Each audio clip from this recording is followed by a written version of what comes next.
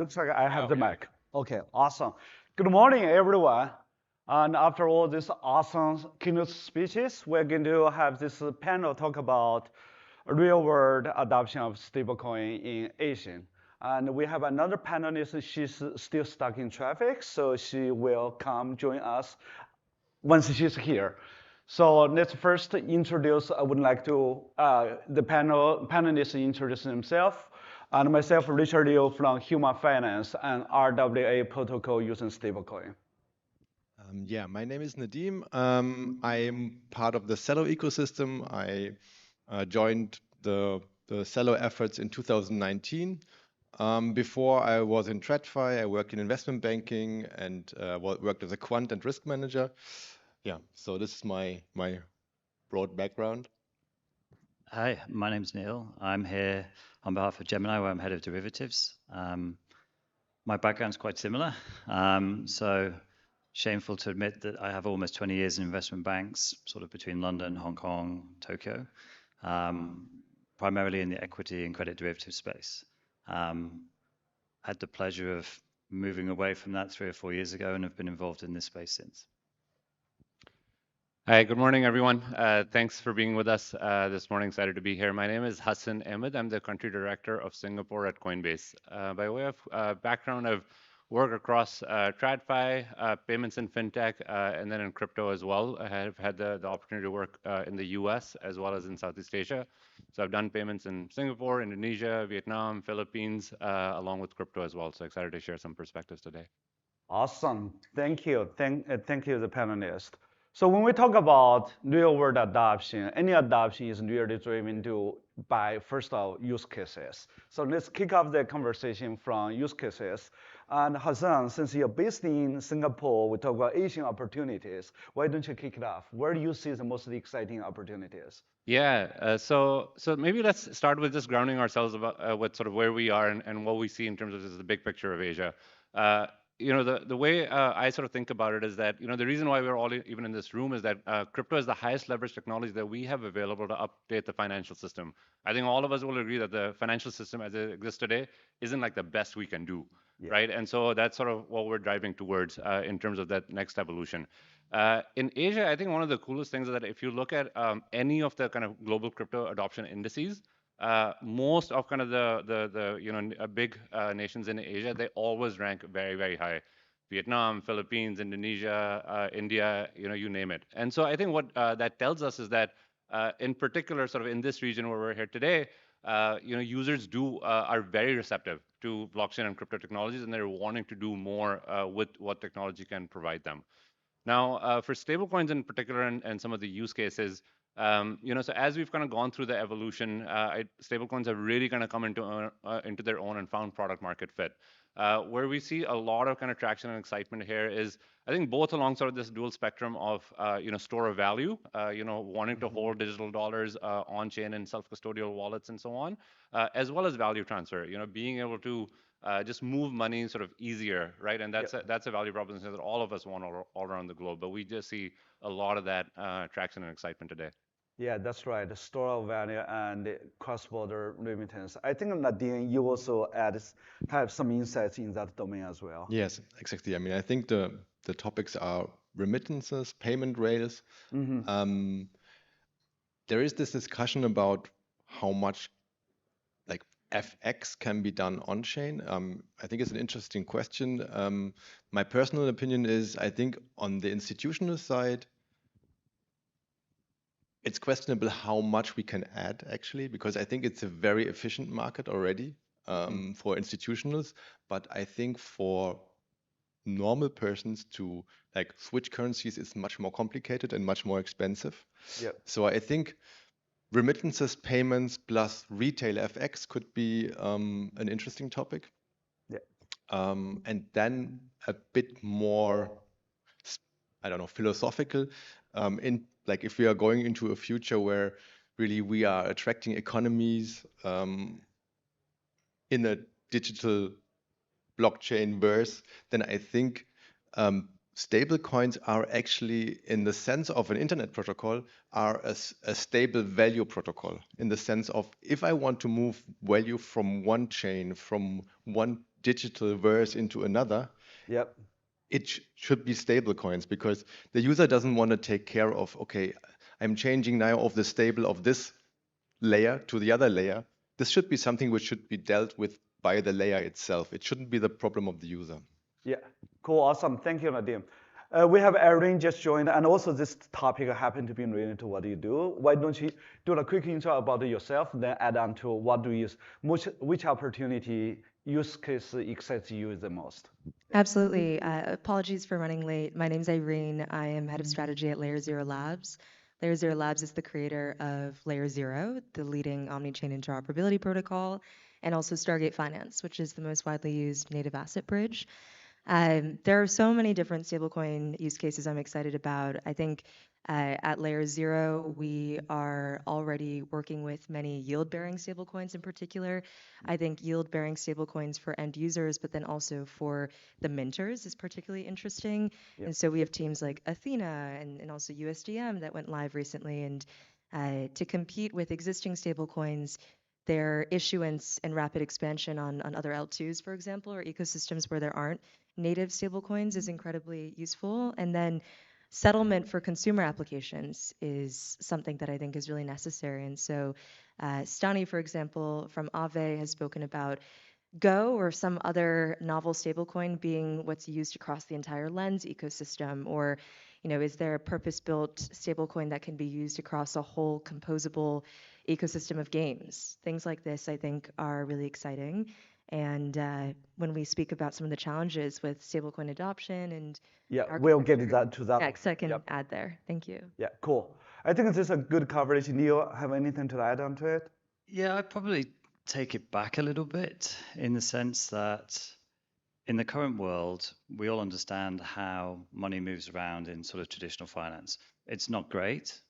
There's definitely inefficiencies in it, but we know it works. Yep. Similarly, for those people who've been in blockchain and the sort of the crypto native space, they know how that works and they're completely comfortable with it.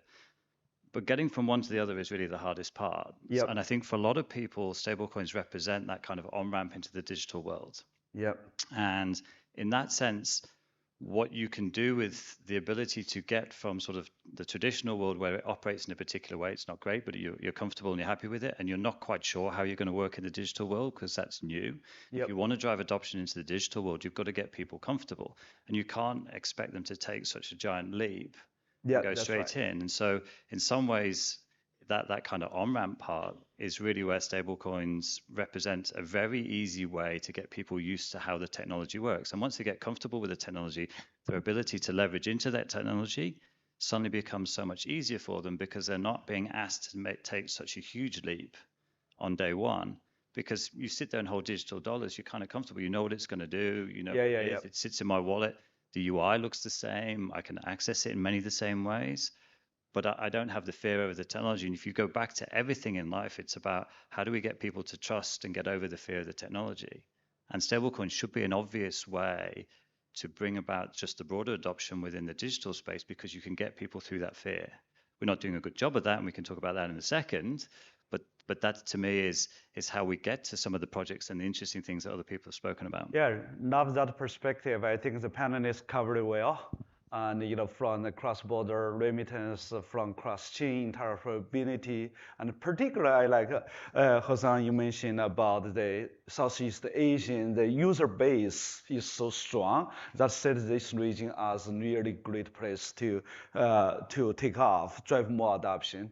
And Neil, you touched this one, is really about how do I use stablecoin as a way to educate the user. So we see all these opportunities, but anything you see opportunities, they also come with challenges. But all the challenges probably starting with the user trust first, right? So maybe, especially you guys in exchange, why don't you kick it off from that side? Yeah, it's always interesting being in exchange and being asked to talk about trust. I think in order to build trust, you've got to educate people. I mean, I think if you go back to the first time you put your credit card into a website, you did it with a little bit of sort of trepidation and a bit of concern. My parents, well, maybe my grandparents still have concerns about that sort of thing. And you learn to build trust because you're educated in the way things work. The problem I think we have with stablecoins is not all stablecoins are created equal. And it's a very ubiquitous term.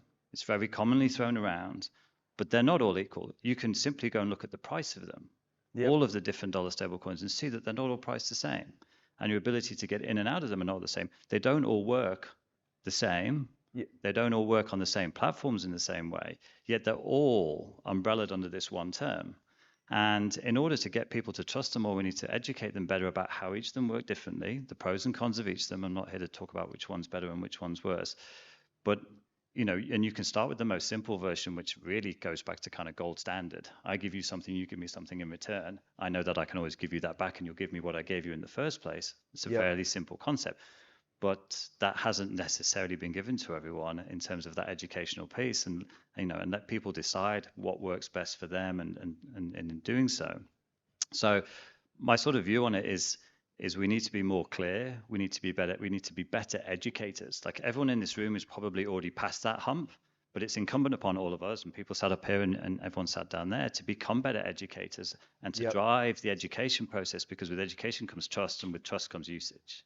Yeah, that's right. I think that's a good way to starting educating the users, but let's unpack a little bit more, right? From a trust perspective, knowledge is definitely one, but even for people like us, we deal with a lot of people, they have knowledge, but still they don't trust it. And generally, I heard very common, you know, from user experience, from compliance perspective. Nadiem, maybe we can start with you from Yes. I mean, for me, and there I jump a bit maybe, for me, the biggest problem is really market efficiency. Like for me, this is, I see. So it's not so much the compliance. I mean, it's a problem, but for me, it's really market efficiency. And what I mean with this is stables are not very well available. I mean, we have something like USDC and USDT who are doing a good job in a centralized way of distributing their products. So they're using traditional methods to distribute their product. And all the other stables, and I think this is why they are not successful in comparison, they're not doing that. I see. And I'm not advocating for doing the same, but I think we need to find, as an industry, we need to find solutions to distribute our products better to the consumers. As long as we don't do this, consumers will not trust. I mean, would you trust a product that costs a different price up and down the street? I mean, you cannot trust this product. If the spread is too large, you will not buy and sell the product, because each time you do a transaction, you will use 50, 60 bips. Why should you do that?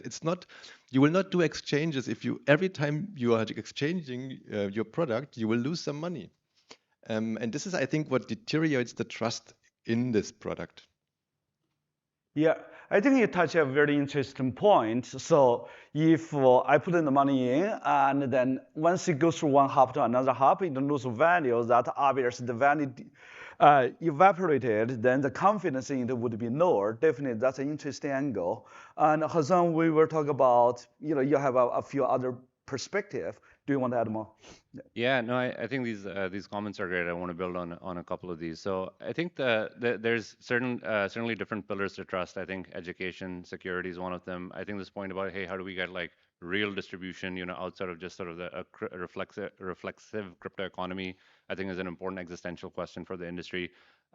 It is sort of a fact also that, you know, policy and regulations play a big role in here as well. Absolutely. I think if we want sort of scaled up players with access to large consumer bases, there is a need for regulatory clarity to come in, and then there's a need for players to follow those regulatory standards. Now, one of the interesting things about, again, you know, blockchain and crypto as a technology is, you know, different regulators touch different parts of the elephant and think that it looks and feels something different. For the most part of how kind of crypto has evolved, it's been a little bit of this commodity property securities kind of the spectrum. But I am very encouraged to see that actually now stable coins have been sort of starting to get carved out as its own track. It's something that is being recognized, Neil, to your point earlier, hey, when you take volatility out of the equation, then you can actually just focus on the value transfer use case Exactly. and what this is supposed to look like.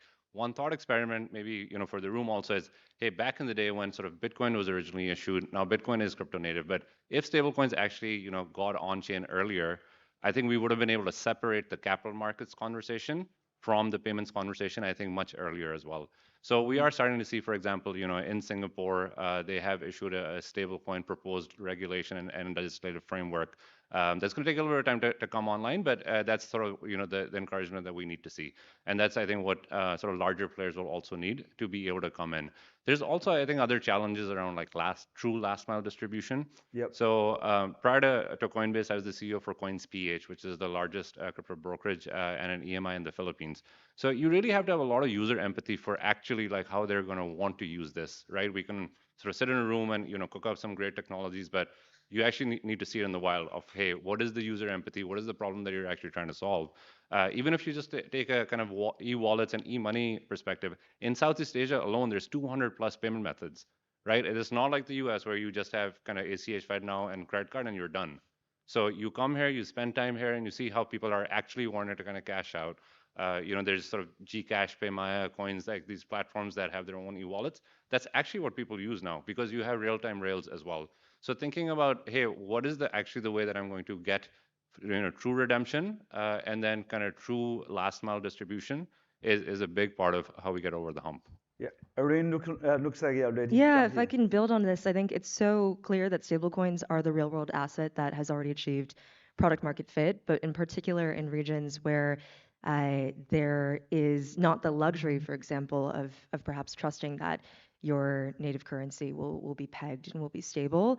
But if I can go down to the smart contract level of some trust issues that might occur, still today, if you want to use your stablecoin or move it to whichever chain, so you have utility, you often have to go through wrapped asset bridges. And so then you get a synthetic version of your stablecoin. There are many of these within the ecosystem. And I spoke at NTU, one of the technical universities, a few days ago. There's a course called Blockchain Technology. Vitalik spoke for them last week, and so now they're getting to the point where they're talking about stablecoins and real-world use cases. And one very brave student asked a first principles question, which is, why would I use stablecoins to buy something when I would probably have to open 3 other tabs and go get multiple gas tokens and probably go through a bridge, and then I'm bearing the smart contract risk. An ideal protocol experience is, as the end user, you only bear a smart contract risk during that moment of the transaction, not perpetually afterwards. But now I have this wrapped or synthetic asset, this IOU, and I'm always carrying around me the potential for my real value to be lost should that smart contract be exploited. Why would I use this instead of Visa or MasterCard? And of course, if you're in a country where there isn't that luxury of some semblance of trust in these centralized entities, but also your native currency, you have to go through those many clicks, those many wallets. But for there to be real world adoption in the United States, for example, or in parts of Europe, we have to get that friction either down to a point where it is comparable, if not better, than what we have with existing ways of exchanging value, or the additional value, and this is why I'm really interested in yield-bearing stablecoins, has to be 10x, because the friction of just introducing blockchain technology is already 10x. So I think understanding volatility, yes, is a very important angle, but then also at the protocol and smart contract level, some of the trust issues that are at hand is really important. So a couple of things I think worth adding on top of it is what's interesting, having sat in sort of traditional finance and large financial institutions for a long time, is generally innovation was coming at a kind of B2B and coming through those platforms, working out interesting ways in which to structure transactions and which financial engineering sort of progressed. The digital revolution is coming up from the other end, and it's actually individuals looking at ways in which they can do things better. And the irony is that the large financial institutions, which ultimately drive so much or control so much movement of assets, are really not caught up with where the individual's at. And interestingly, a lot of the education, yes, it's at the individual level, but a lot of the education needs to come at the larger institutional level. And there's a big conspiracy theory that they're scared. I'm absolutely sure they're scared, but I don't give them enough credence to be scared of what it might mean. They're scared because they're not technology companies. Mm-hmm. And they're so scared about ripping their infrastructure out and having to rebuild it and re-rail their entire infrastructure that actually, but if they did that, then suddenly, if you think about sort of blockchain as an infrastructure layer, actually the next layer on top of that is your stable coins. And at that point, you have the ability to really leverage into any kind of real world asset. Because if you think about blockchain as the sort of the origin of the real world asset, and then I can go after, it might be something I want to do. In our case, it's settling financial transactions, but it could be anything in the real world that you want to use sort of stable coins to be able to determine the value of it and be able to invest and divest easily in and out of that. But in many ways, it's moving, it's the fear of and the monolithic change that is required at so many large institutions, which is probably what's holding us back. Yeah. Nadiem, looks like you want to add that to it. I just remembered something when I was like listening. There's also there's this speech about stable coins being one of the only use cases of blockchain technology. And I think there's an interesting side to it because, I mean, stable coins are not a genuine or primary use case. I mean, we have to think about it. We are producing an infrastructure piece. So I think we are depending on blockchain coming up with real economic use cases. And I think we can only thrive if this happens. I mean, of course, we can create some demand, we can attract people to stablecoins, and we can create usages by linking it with the real world. But I think the moment when this whole thing will be tipping is when the blockchains industry manages to attract real digital economy. Because then there will be the need for digital payments, like purely blockchain payments. Yeah, I think maybe we can go a little bit deeper from that perspective. Digital economy, so here we are talking about digital economy, the other one is real world. If you purely grow digital economy, how fast is the pace? What would be a good path for us to drive adoption quicker? Well, I think what we can do as a stablecoin industry is to prepare ourselves to have a good product for these use cases taking off, hopefully at some point. So I think we have to make sure that our product works well. It is well integrated into the real world. It is accessible to users. It is seamless. Like all these features that we talked about, we have to clear this to be able to provide the infrastructure then for the economy. Yeah, I think that's a good segue for us to jump into the next set of topic we're going to talk about. What are the things you feel really excited that the industry is building, is developing, that will take us to the next level, including whatever you are doing personally from your firm perspective? Irene, looks like you're so eager to. Yeah, I wanted to just add one thing. I think it depends on the problem you're trying to solve with a particular stablecoin. When I talk about stablecoins to my friends who aren't very familiar with our industry, they're imagining buying a coffee, for example, with stablecoins and wondering what that might be like. But there are real-world use cases like the fact that there are billions of gamers in this world. There are billions of people, I'm still wrapping my head around this, who spend 4 to 5 hours, maybe more, playing games. On Roblox, for example, so many children playing these games, and their parents are the ones who are buying these assets and accessories. And like you're asking, how can we grow the adoption? There's actually a need for settlement in these versions of games being built on chain, which for this audience may be slightly less compelling, but it's there now, and there's a need for it. And I think more consumer applications being built on chain will also drive a need for digital economies. It's not just trying to work backwards to fit stablecoins into buying your coffee or your groceries or things of that sort. I think it matters to find like where there already is product market fit rather than trying to catch up whole populations to the notion of digital economies. And then to your point around, or your question about exciting innovation, at layer 0, when we built the protocol, we set out to build TCP/IP for blockchains. So how can you send packets of information from a smart contract on chain A to a smart contract on chain B? With arbitrary contract invocation plus a bytes array, you can do many things. And one of those things is enabling omni-chain tokens, fungible tokens and non-fungible. So rather than as a centralized entity choosing chain by chain to issue your stablecoin, going through long and arduous processes, in the meantime having there be whole economies of wrapped tokens proliferating, you can now integrate your existing ERC20 so that it is seamlessly transferable between chains, eliminates the need for bridges, is simply leveraging layer 0 messaging to manage the state between these tokens. So it's only ever live in one place at once. And what does this mean? Does it mean that like your mother who's using stablecoins now has to know the difference between Ethereum and Solana? Absolutely not. It means that under the hood, when they're engaging with different protocols or just using it in their day-to-day, their token can now just move to the chain where they need it because that's where they're paying on chain. And it's one click, one gas token. No need to churn potentially by opening multiple tabs and getting multiple gas tokens, many clicks going through bridges, none of that. Abstracted away. It is a token for any chain.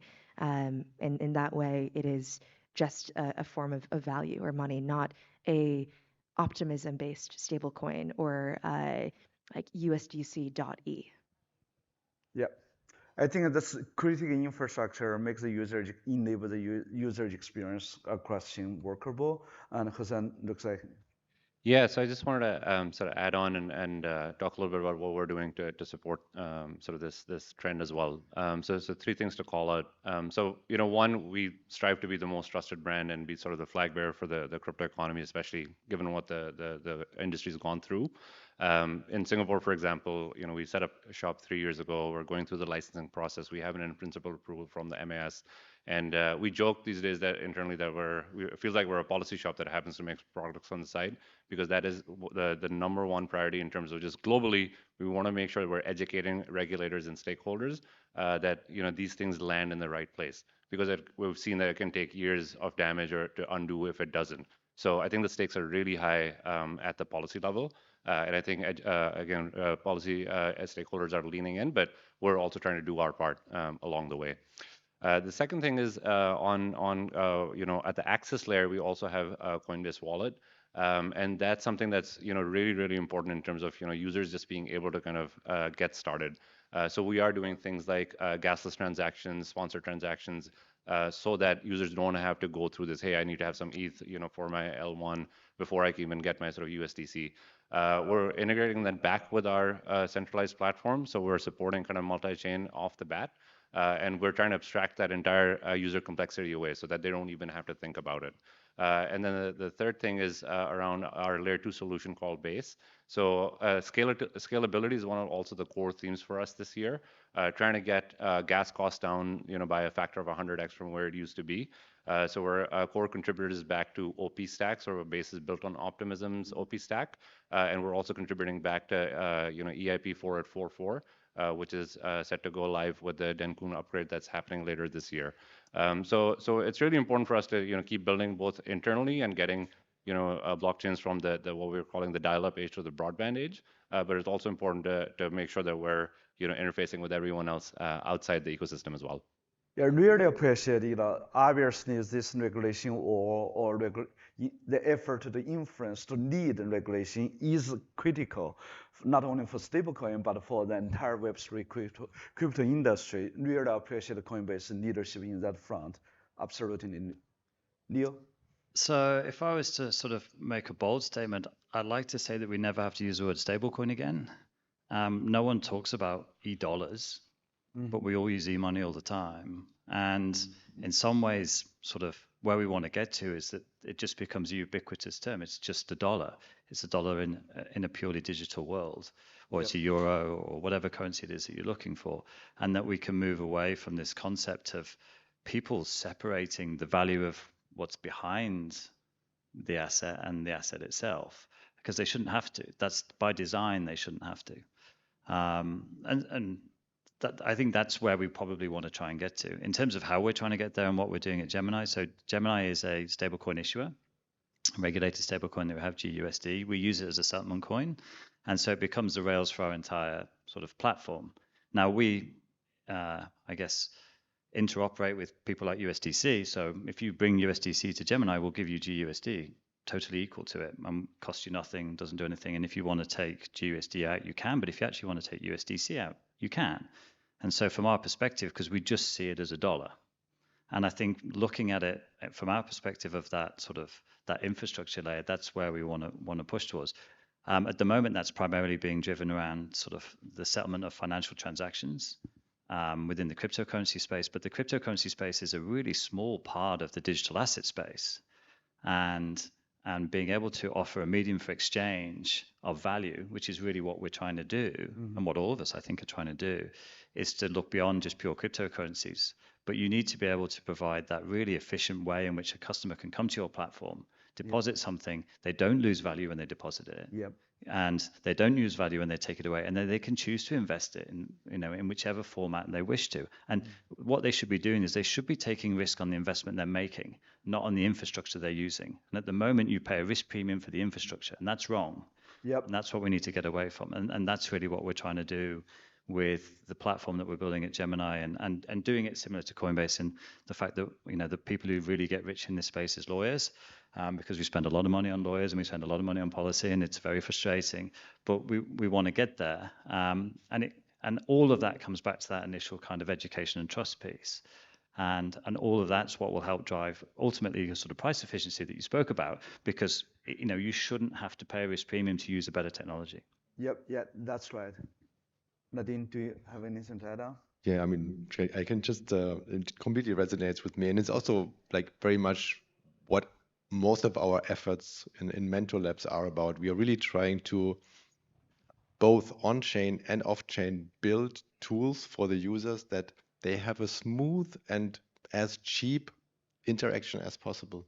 Yeah. So, I mean, if, for example, someone wants to on-ramp fiat into our stables, I think, and this is what we are trying, we try to have tools in place that are wrapping all these transactions. So going to an exchange, doing a swap on the exchange, transferring to a chain, maybe bridging to the target chain, and then doing the minting.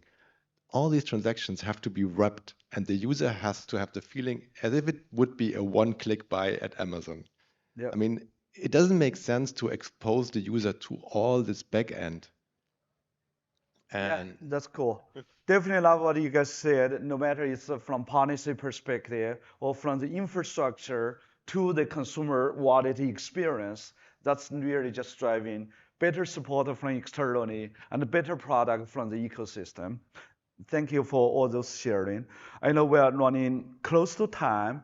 Everybody in this room has probably attended, tens of panels this week, right? If we do the test, how much do you remember at the end? It might be hard. So you guys share a lot of good insights about the opportunity, about the challenges, about the effort. I would want to ask everybody, just pitch one point. You want everybody take away from this one so that everybody benefit from this panel.